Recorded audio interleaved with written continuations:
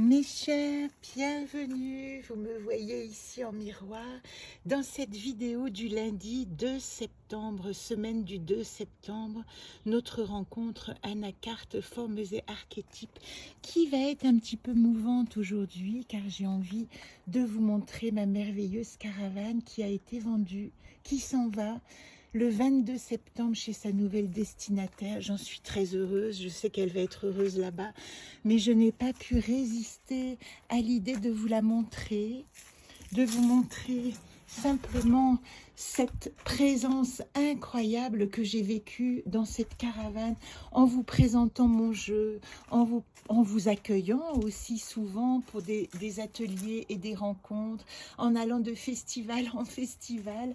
Donc cette petite digue ne va pas très loin, mais je suis très très heureuse et je salue sa future propriétaire qui va en faire son petit nid comme je l'ai fait pendant 11 ans maintenant, puisque je l'ai acheté en 2013, et qui va lui permettre certainement de vivre des bonnes vibrations et des bonnes inspirations. Alors, nous aurons encore quelques rencontres jusqu'au 22 septembre à l'intérieur de la caravane.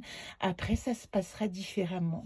Aujourd'hui, je veux simplement vous dire que en ce 2 septembre, vous êtes invités. Déjà, je vous rappelle que normalement, hier, vous avez fait votre tirage des déesses. Moi, je l'ai fait. Ça m'a fait beaucoup de bien. Et si vous ne l'avez pas, eh bien, je vous rappelle le mode d'emploi. Voilà la fiche de nos déesses. Et puis, normalement, vous l'avez découpé si vous avez le mode d'emploi.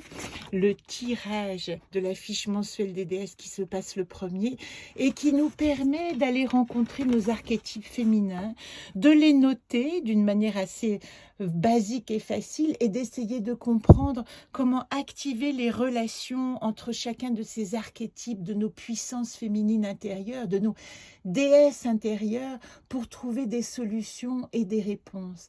Moi, j'ai décidé de le faire tous les premiers du mois. Ce premier du mois, c'est comme un sas entre deux mois, c'est-à-dire que ce premier parle du mois précédent, mais il donne aussi une impulsion au mois suivant. Voilà pourquoi j'aime l'idée de le faire en tout premier. C'est le premier acte que je fais chaque mois depuis 8 ans maintenant. Le premier, je fais mon tirage de déesse. J'ai découpé ces petites fiches que je tire au hasard et j'associe, après les avoir notées, une anacarte à chaque déesse. Voilà pour le jeu des déesses. Vous avez une playlist qui vous explique comment tirer les cartes. Ce que je voudrais vous dire aussi, c'est que je vous prépare la vidéo des bains de Ellul, ce fameux rituel de purification qui précède ce qu'on appelle Rosh Hashanah, l'année spirituelle qui se présente au moment de la 10e lune de l'année, c'est-à-dire la lune du mois, la nouvelle lune du mois de la Balance. Eh bien, vous aurez tous les outils pour, si vous en avez l'envie, mais c'est un travail tellement extraordinaire, personnel, vous purifiez chaque jour. Il suffit d'une douche d'1 minute, où vous allez, après avoir tiré votre carte, et je vous l'expliquerai chaque jour à partir de la prochaine pleine lune, comment faire ce rituel. Eh bien, vous pourrez simplement activer une purification des énergies travaillées l'année précédente et puis de vous préparer à l'année suivante. Ce que j'ai envie de vous demander aussi, c'est de ne pas oublier quel est votre mot du mois, puisque nous sommes le début septembre. Normalement, vous avez cette roue qui vous accompagne, les 13 mots que vous avez écrits, les 12 mots que vous avez écrits début janvier qui vous ont donné un 13e mot qui était votre mot de l'année. Eh bien, moi, en septembre, je te vois. C'est un mot en 3 mots. Voilà, je te vois. Et c'est comment dire, une injonction, un message que je vais activer tout le mois. Je te vois. Je vois la vérité de l'être que je suis et je peux aussi voir la vérité de l'être que vous êtes et la respecter. Et puis j'ai envie quand même d'ajouter que nous avons une phrase comme chaque semaine. Nous avons une phrase qui nous dit « Travaille aussi dur que tu peux sur une chose ». Ça correspond bien au mois de la Vierge, parce qu'au mois de la Vierge, il nous est vraiment demandé d'activer notre sens du travail et de l'organisation. C'est toute la qualité de la Vierge, dans le quotidien, être présent, travailler, activer. Et j'ai envie aussi de vous donner un petit truc en plus cette semaine que j'ai reçu dans une vidéo de méditation qui m'a paru extrêmement intéressante. C'est les 3 mots à bannir de notre vocabulaire en cette rentrée.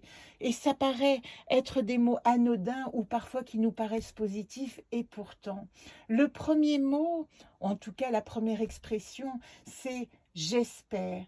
J'espère cache un signe d'incertitude. Et ce j'espère, si vous le remplacez par je sais, c'est comme si vous disiez à l'univers, je suis prête à vivre tout le potentiel qui est en moi sans avoir besoin d'espérer que ça arrive. Je sais, par exemple, j'espère que cette année, je vais bien gagner ma vie. Non.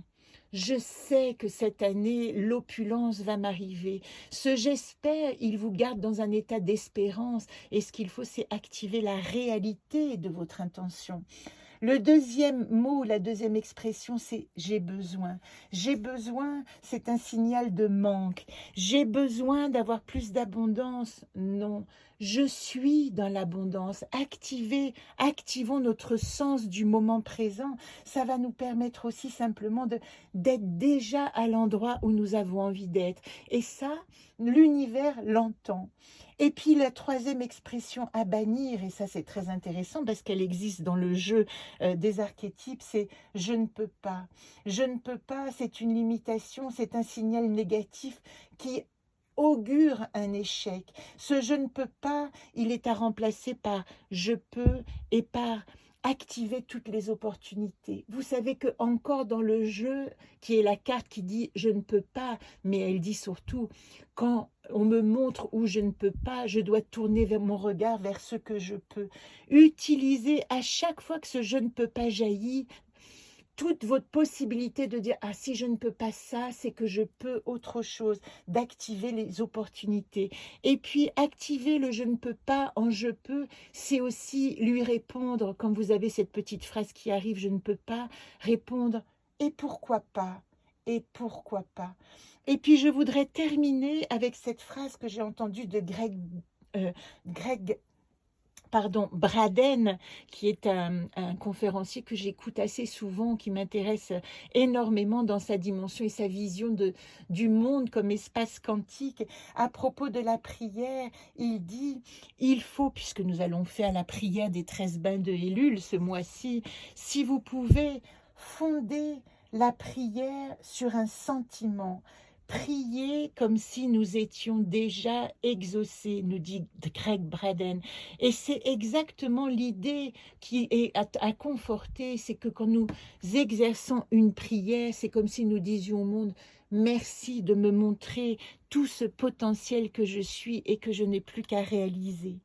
Et puis je vais terminer par 2 petites choses, c'est que mardi, nous avons la nouvelle lune de septembre, magnifique nouvelle lune, le 3 septembre, j'aurai pas mal de choses à vous dire, mais sachez que les énergies sont activées, il y a quelque chose de tellement intéressant qui se passe après ce feu du mois du lion, que nous sommes prêts à rentrer dans un espace de travail et de conscience bien positif.